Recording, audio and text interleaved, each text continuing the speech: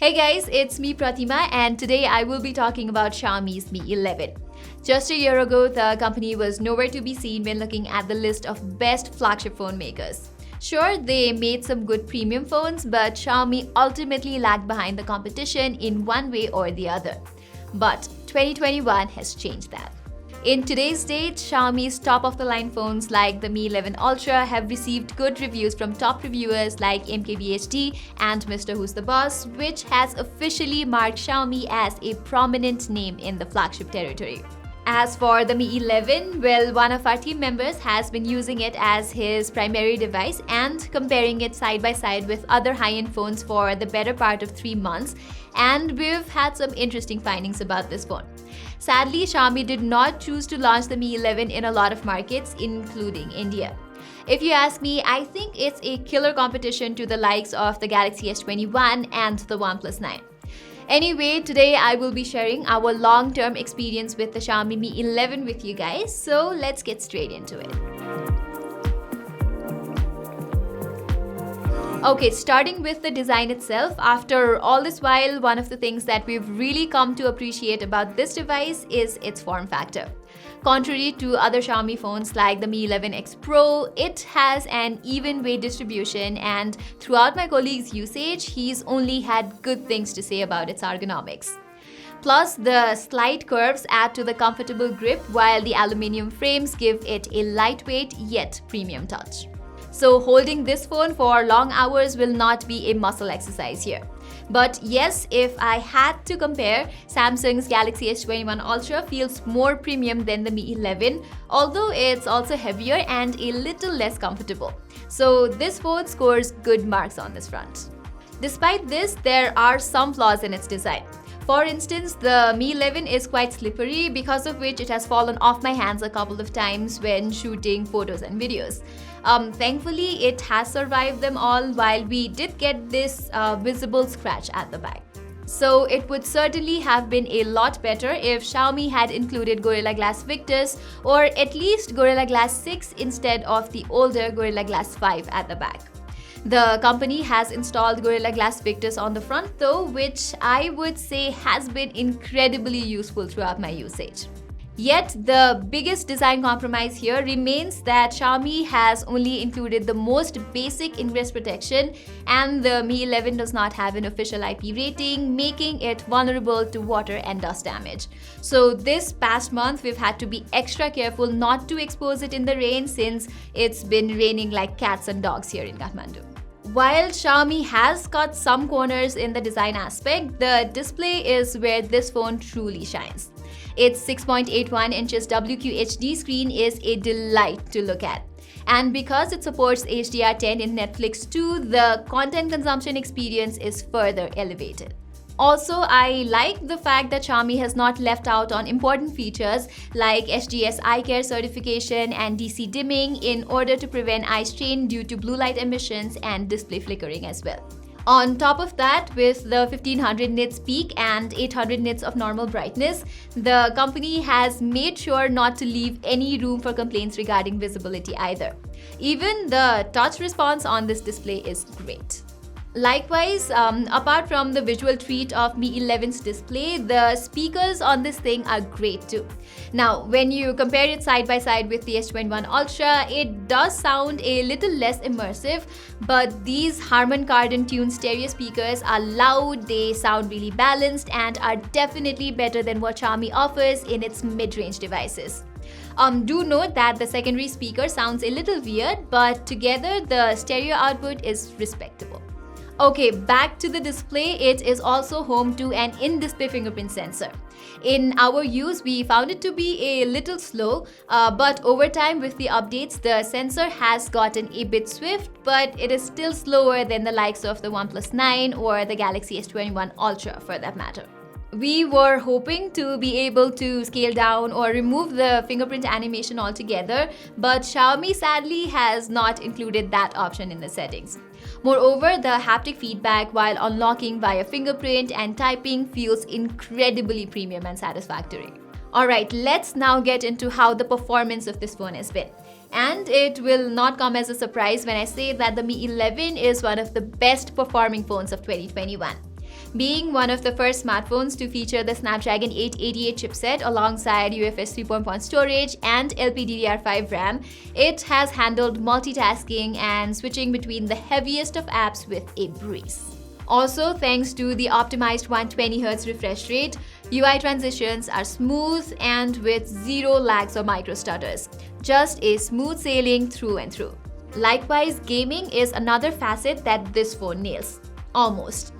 Extremely demanding games like Genshin Impact are well playable in their default settings.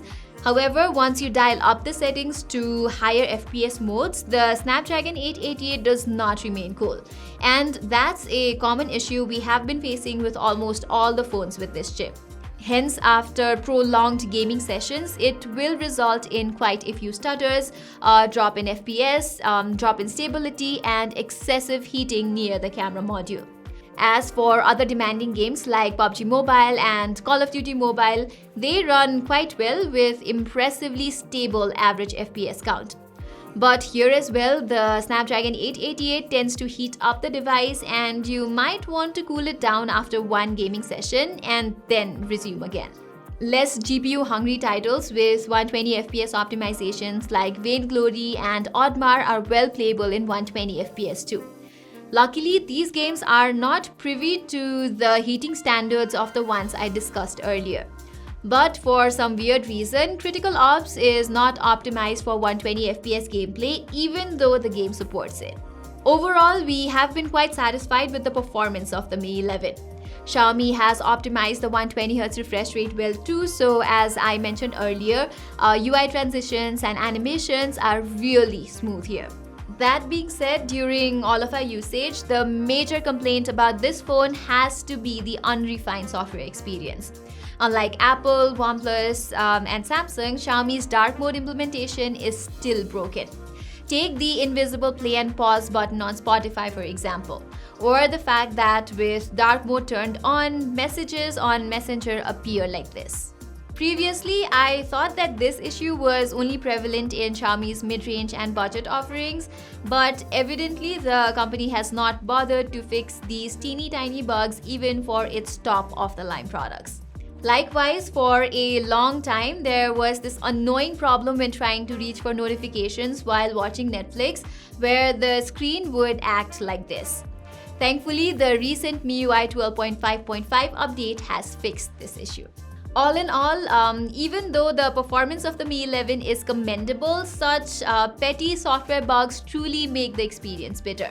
This added with the fact that Xiaomi has literally not made any commitment as to how many years of Android and security updates this phone or any other Xiaomi phones for that matter will receive is really frustrating.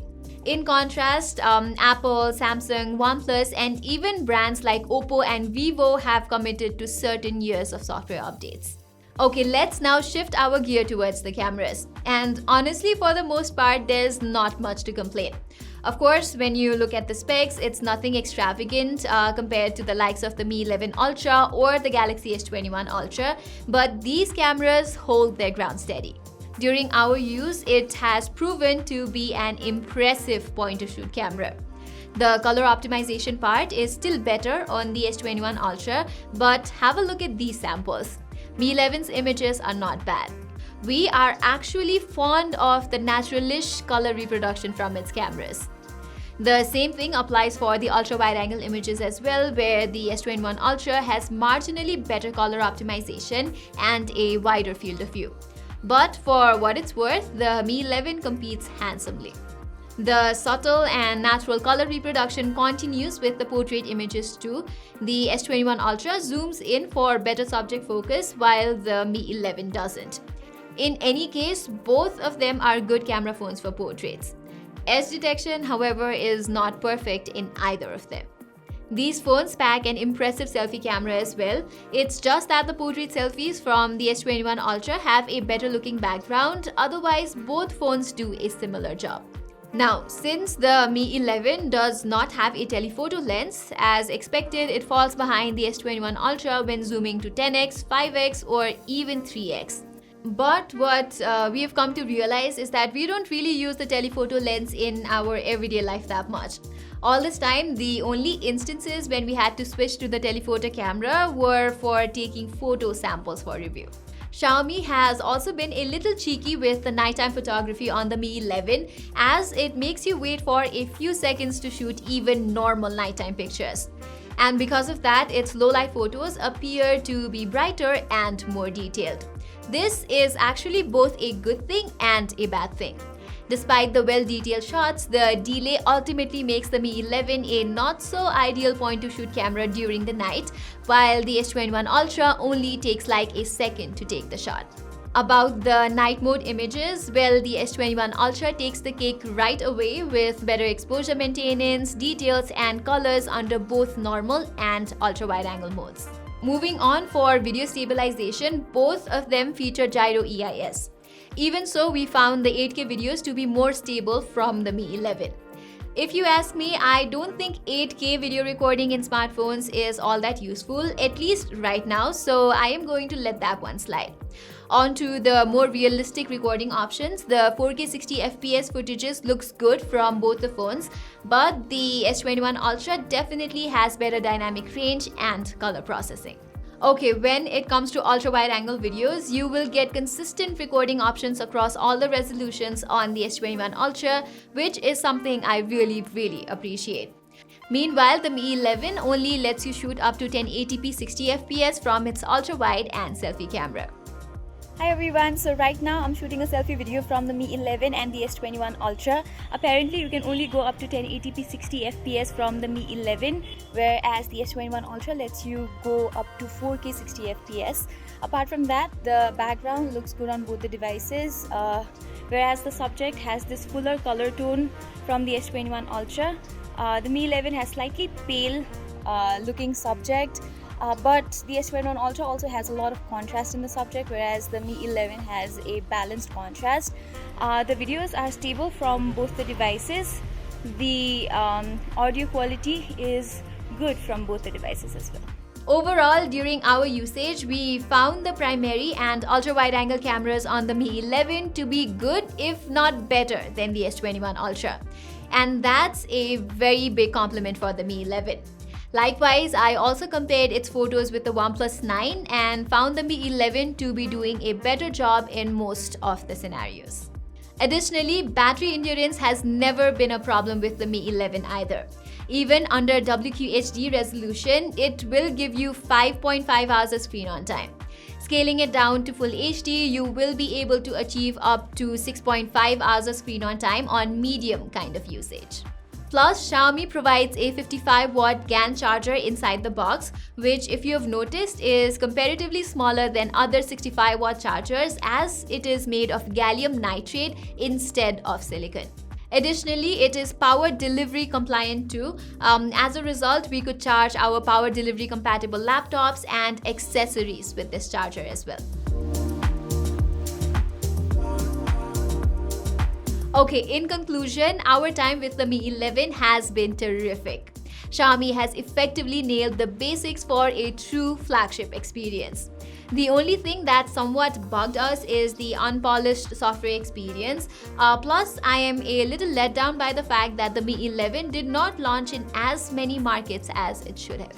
Maybe it's because of the ongoing global chipset shortage or Xiaomi's strategy of pushing the sales of the Mi 11 Ultra. I am not quite sure. Regardless, looking at the bigger picture, the future of Xiaomi flagships looks promising, and I can't wait to see what the Mi 12 has in store for us. So there you have it, guys, our full review of Xiaomi's Mi 11. If you like this video, do not forget to give it a thumbs up, and while you're there, do subscribe to our channel and hit that bell icon as well. Till then, I'm Pratima, and thank you so much for watching.